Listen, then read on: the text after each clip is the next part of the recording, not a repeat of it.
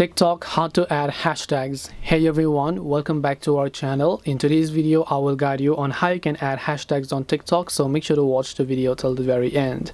So if you want to add hashtags on TikTok, it's actually quite simple to do so.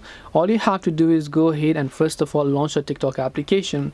You might have noticed other people using hashtags on their caption like this, and maybe you also want to use your own hashtag. Well, it's actually quite simple.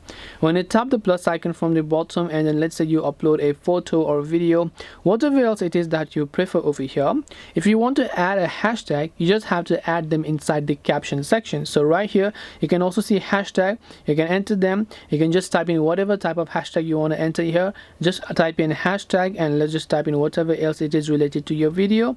You can just select that hashtag over here, and once you've done that, you should be able to go ahead and then add the specific hashtags. This way you'll be able to add hashtags on TikTok. Hope this video was helpful. If you have any questions, feel free to leave them down below. Thank you for watching, and see you soon in the next video.